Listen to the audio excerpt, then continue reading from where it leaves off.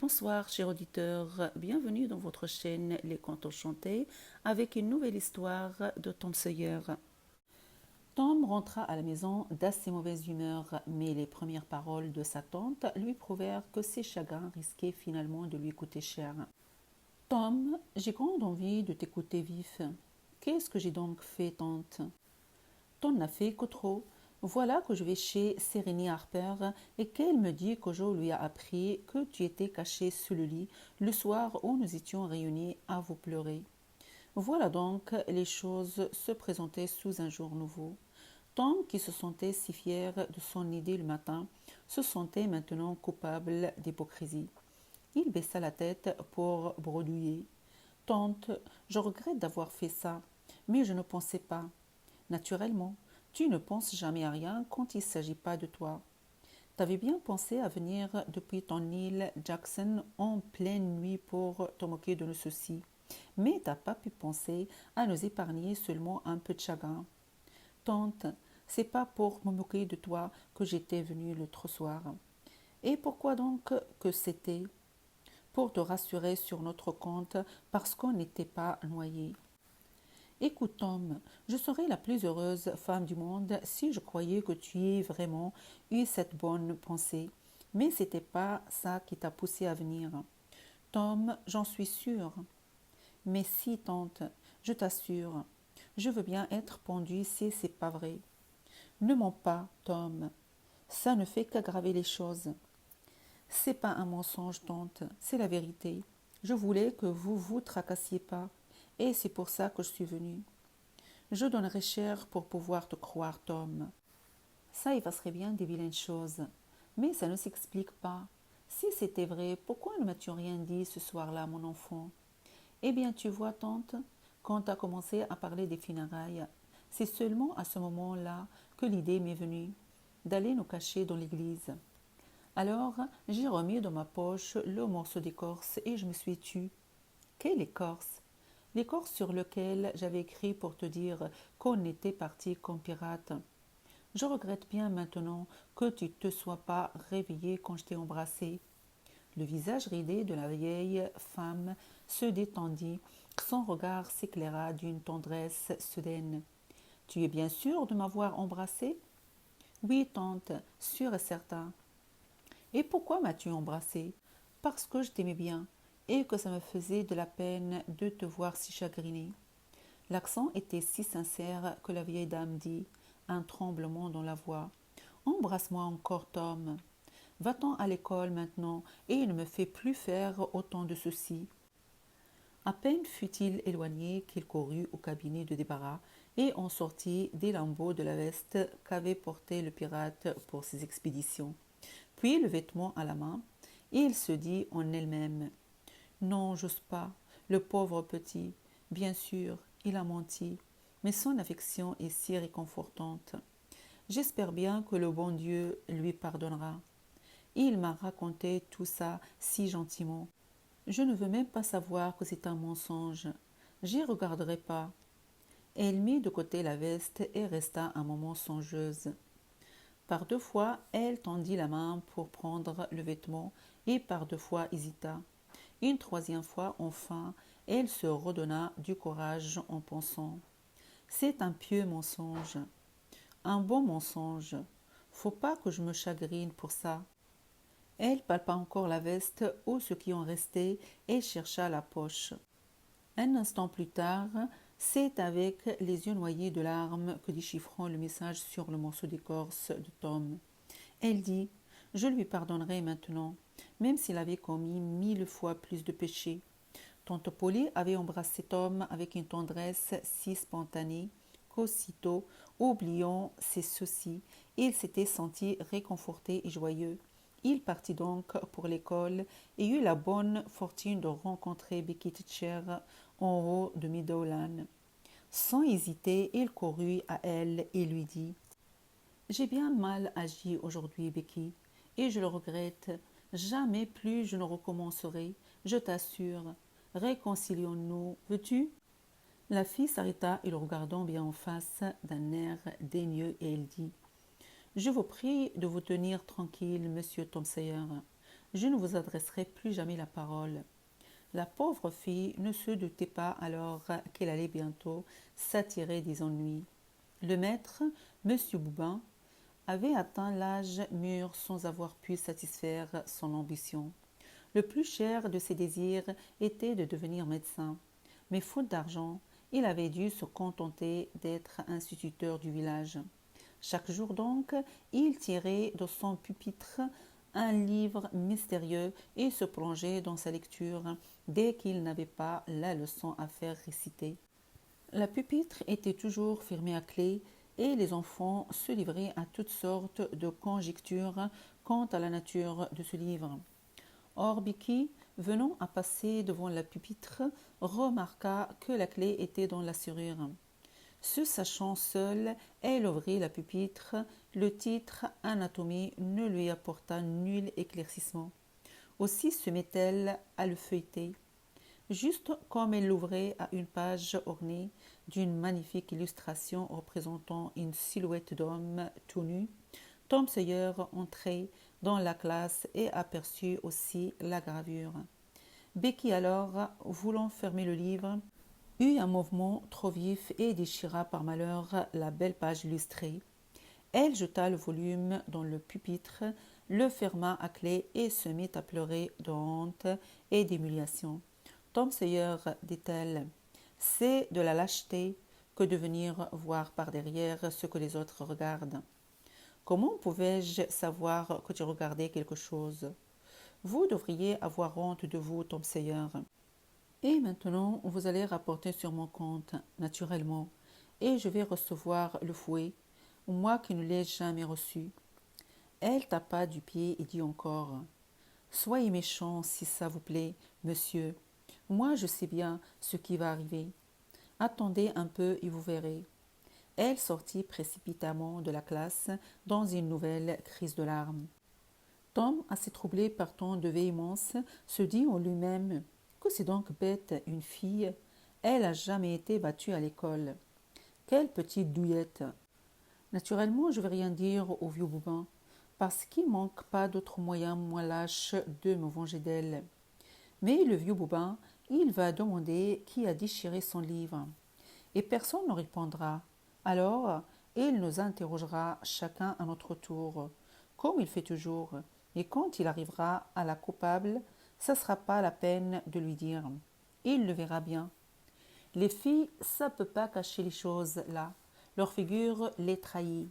Ma foi, elle sera bâtie, Becky Thatcher. Allons, tant pis. Elle qui espérait me voir encaisser, faudra bien qu'elle passe un mauvais quart d'heure. Tom alla rejoindre ses camarades qui s'amusaient dans la cour. Peu après, le maître arrivait et la classe reprenait. Et bientôt, ce fut la découverte du livre taché d'encre. Becky sortit de sa léthargie et se montra attentive aux événements. Et ne s'attendait pas à voir Tom esquiver la punition en niant qu'il ait eu lui-même renversé de l'encre sur le livre. En cela, il ne se trompait pas. Si Tom niait, il se mettrait en plus mauvaise posture encore. Becky se crut un moment capable de s'en réjouir. Elle tenta même de croire qu'elle s'en réjouissait, mais elle se prit aussitôt à en douter.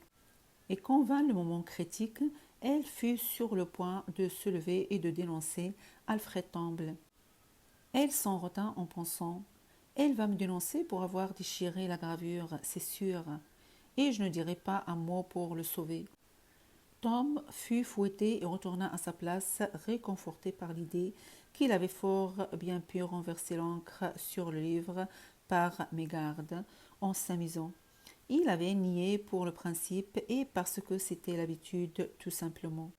Une heure s'écoula, le maître assis sur son trône somnolait. Bientôt il se redressa, bâilla, ouvrit son pupitre, en tira son livre, mais il ne semblait pas trop décidé de l'ouvrir. Les élèves, pour la plupart, le regardaient distraitement.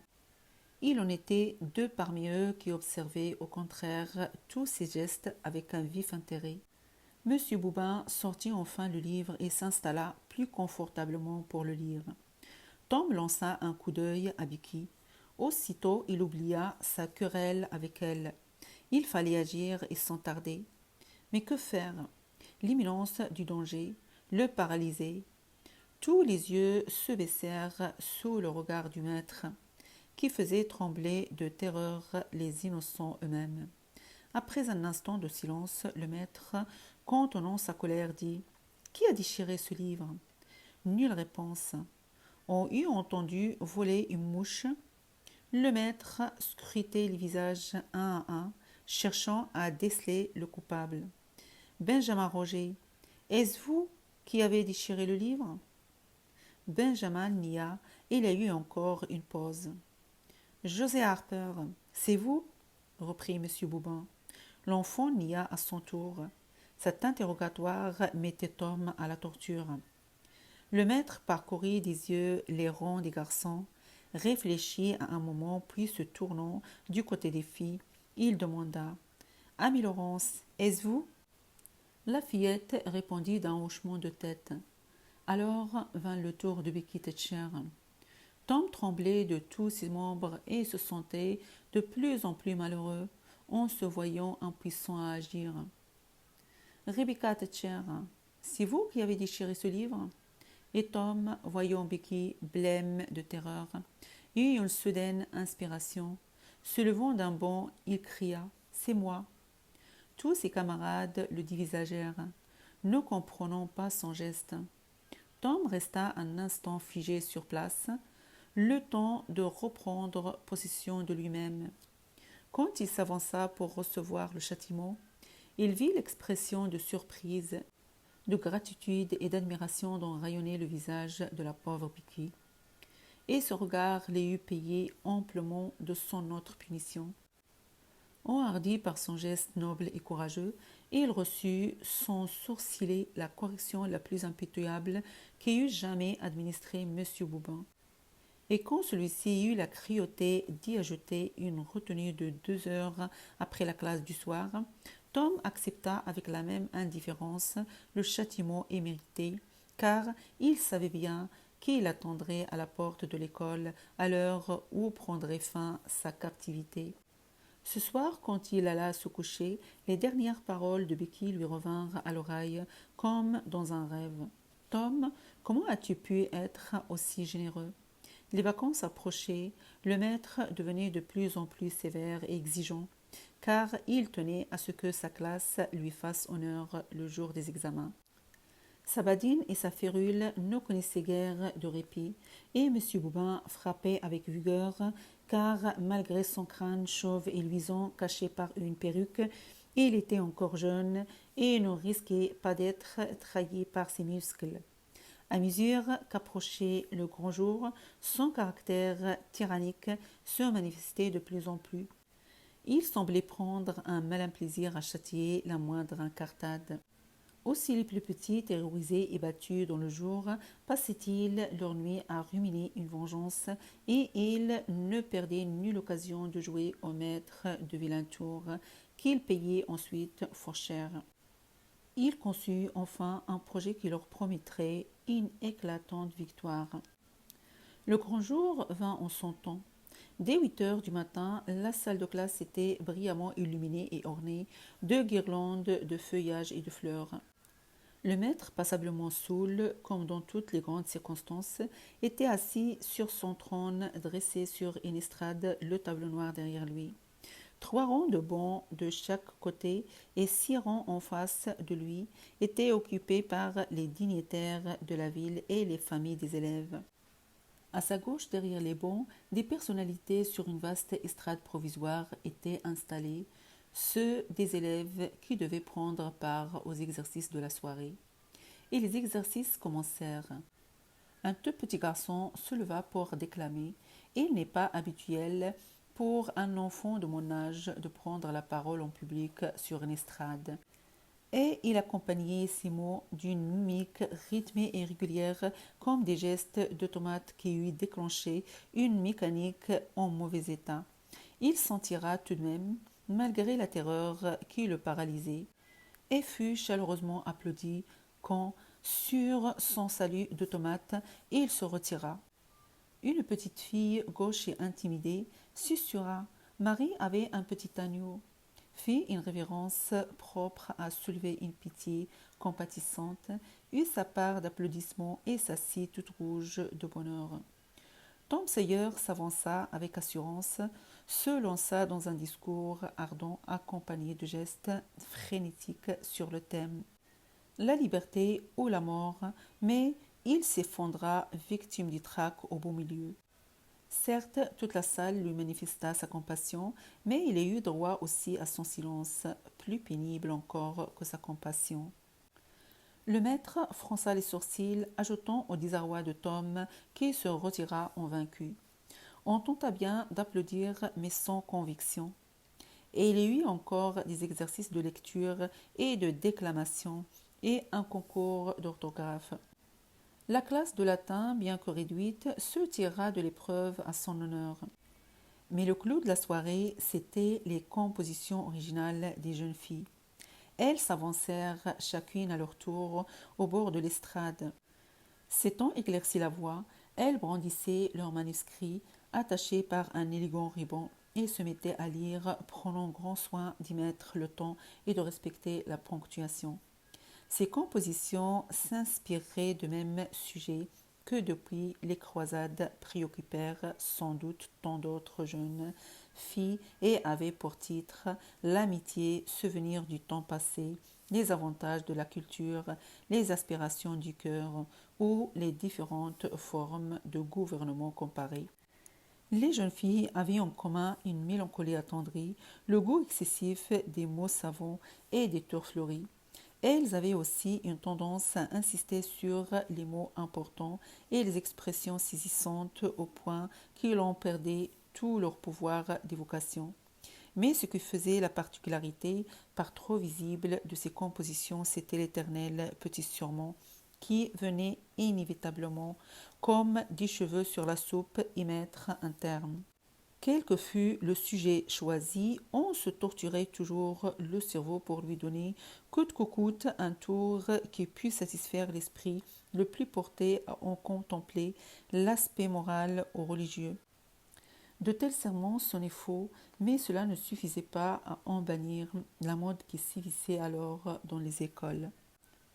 La première dissertation lue devant le public avait pour titre « Est-ce cela la vie ?» Ensuite, une frêle jeune fille d'allure mélancolique se leva. Elle avait le visage blême de qui digère mal et se nourrit de médicaments. Elle a lu un poème, Les adieux à l'Alabama, d'une jeune fille de Missouri.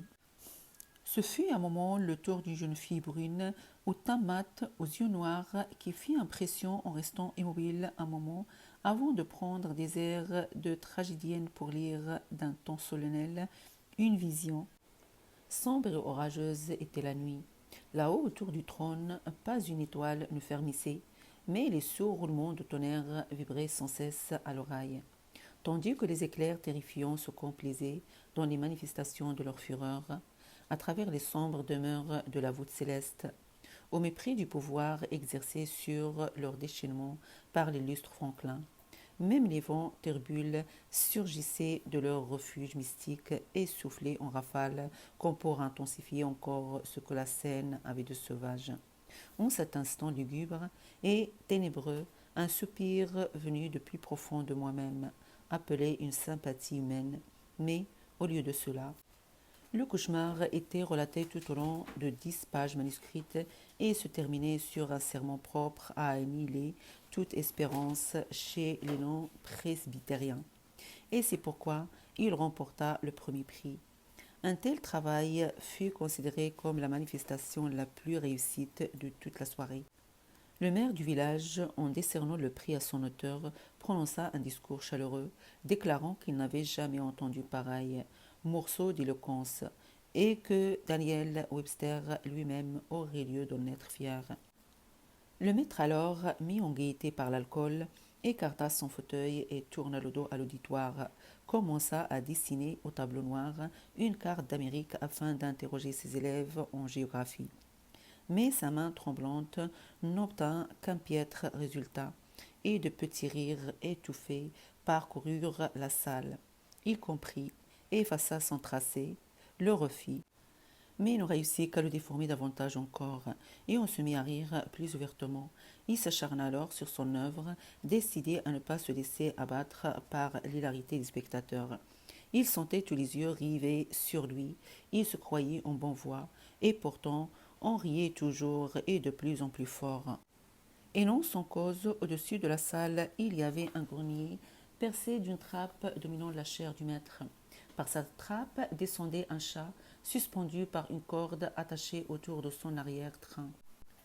La bête avait autour de la tête et des mâchoires un chiffon bien serré qui l'empêchait de miauler, et elle glissait lentement, se contorsionnant pour adresser le corps et s'accrocher à la corde, puis se laissant retomber et cherchant de ses griffes à se cramponner au vide qui l'entourait.